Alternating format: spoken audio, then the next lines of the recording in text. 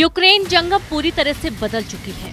अब ये युद्ध सिर्फ जेलेंस्की का युद्ध नहीं रह गया, बल्कि ये पूरे यूरोप और नाटो देशों का युद्ध बन गया है।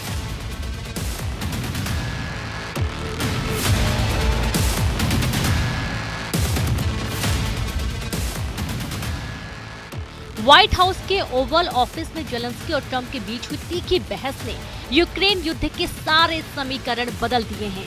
लंदन में राष्ट्रपति जेलेंस्की का जिस तरह से ब्रिटिश पीएम कीर स्टारमर ने स्वागत किया, उसने अमेरिका और रूस को हैरान कर दिया है। हैरानी इस बात की भी हो रही है कि लंदन में रूस के खिलाफ आपातकाल युद्ध की शुरुआत हो चुकी है। लगभग 12 यूरोपीय देश महज 36 घंटे के अंदर लंदन में वॉर प्लान बनाने में जुटे हुए हैं।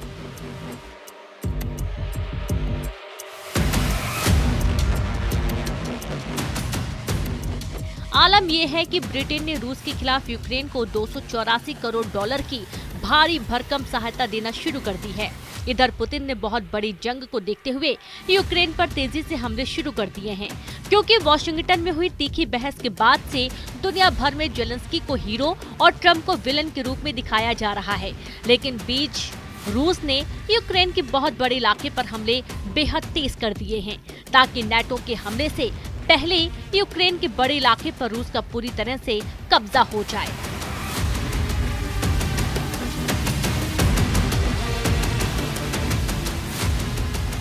हम आपको पूरी खबर बताएंगे कि लंदन पहुंचे जेलेंस्की का हीरो की तरह स्वागत क्यों किया गया और अमेरिका में ट्रंप और जेलेंस्की के बीच हुई तीखी बहस पर सबसे बड़ा खुलासा क्या हुआ है।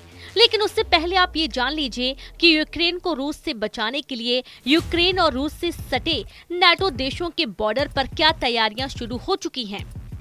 खुफिया खबरों में दावा किया गया है कि नाटो देश पोलैंड, एस्टोनिया, लातविया और लिथुआनिया की तरफ से रूस पर हमले की तैयारी शुरू हो चुकी है। यानी अब नाटो और यूरोपीय संघ के लाखों सैनिक रूस पर हमला कर सकते हैं। कुछ दावों के मुताबिक ब्रिटेन की राजधानी लंदन में आपातकाल युद्ध को जो तैयारियां चल रही हैं, वो सीधे सीधे तीसरे विश्व युद्ध के संकेत दे रही हैं। जरा देखिए, लंदन में यूक्रेन के राष्ट्रपति जेलेंस्की के सामने कौन कौन से यूरोपीय देश रूस से सीधी जंग को तैयार हो रहे हैं।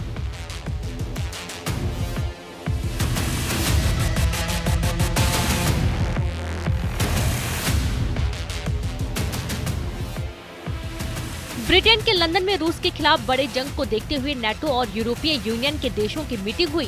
हैरानी की बात तो ये है कि राष्ट्रपति जेलेंस्की का यूक्रेन न तो नाटो का सदस्य है और न ही यूरोपीय यूनियन है, लेकिन उसके बावजूद ब्रिटेन ने जेलेंस्की को मीटिंग में शामिल किया है। ब्रिटेन के प्रधानमंत्री कीर स्टारमर ने यूक्रेन का खुलकर समर्थन किया और ऐलान किया है कि यूक्रेन को जंग के लिए ब्रिटेन की तरफ से 284 करोड़ डॉलर मिलने जा रहे हैं। कुछ खबरों के दावों के मुताबिक यूरोपियन यूनियन के 27 देशों में 12 यूरोपीय देश यूक्रेन युद्ध में शामिल होने के लिए तैयार हो चुके हैं। हम आपको बता दें कि नाटो के 32 देशों में यूरोपियन यूनियन के 27 देश भी शामिल हैं। उस लिहाज से नाटो की तरफ से भी 12 देश रूस से जंग को तैयार हो चुके हैं। यूक्रेन को भीषण युद्ध के लिए Germany, France, Spain, Canada, Netherlands अरबों रुपए देने के साथ साथ अपनी सेना भी यूक्रेन भेजने वाले हैं, जबकि स्वीडन, पुर्तगाल, लिथुआनिया, लातविया यूक्रेन को हथियार और फाइटर जेट देने जा रहे हैं।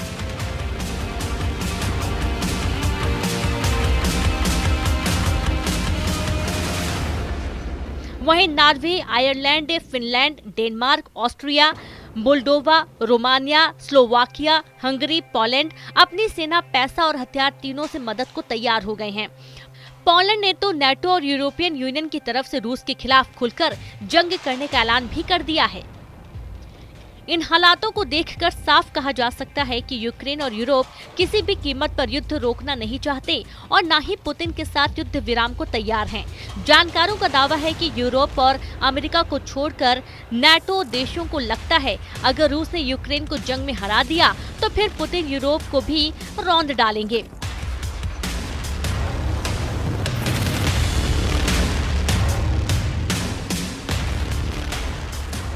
हालांकि राष्ट्रपति ट्रंप का साफ कहना है कि ऐसा संभव नहीं है। इसलिए जब राष्ट्रपति जेलेंस्की के साथ राष्ट्रपति ट्रंप की तीखी बहस हो रही थी, उस वक्त ट्रंप ने जेलेंस्की पर गुस्सा दिखाते हुए कहा था कि जेलेंस्की यूरोपीय देशों के साथ मिलकर तीसरे विश्व युद्ध का जुआ खेल रहे हैं। जेलेंस्की दुनिया को थर्ड वर्ल्ड वॉर में झोंकने की तैयारी कर रहे हैं।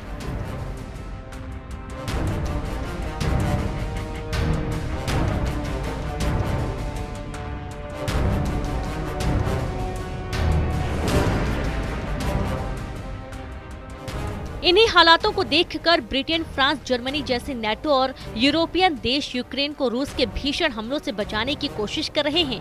लेकिन कुछ नेटो और यूरोपीय देशों ने पुतिन का समर्थन भी शुरू कर दिया है। पुतिन के समर्थक नेटो देश हंगरी के प्रधानमंत्री विक्टर ओरबान ने तो साफ कह दिया है कि यूक्रेन को अब रूस से कोई बचा नहीं सकता।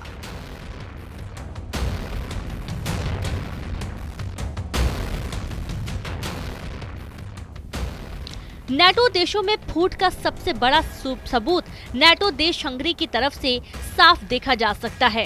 हंगरी के पीएम विक्टर ओरबान ने साफ कहा है कि यूक्रेन किसी भी कीमत पर नेटो में शामिल नहीं हो सकता और न ही हंगरी कभी यूक्रेन को यूरोपीय संघ में शामिल होने देगा।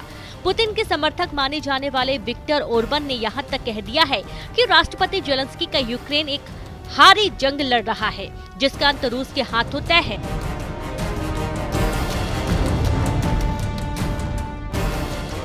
यूरोप के कुछ देशों और अमेरिका पर भड़कते हुए हंगरी ने कहा कि इन देशों को कैसे ये गलतफहमी हो गई कि वो रूस के पड़ोसी देश यूक्रेन को नेटो का सदस्य बना सकते हैं।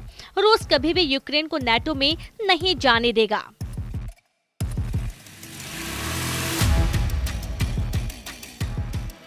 युद्ध वास्तव में यूक्रेन के बारे में भी नहीं है, बल्कि यूक्रेन नामक क्षेत्र के बारे में है, जो अब तक नाटो और रूस के बीच एक बफर जोन, एक बफर राज्य रहा है, जिसे नाटो के तत्वाधान में रखा गया है।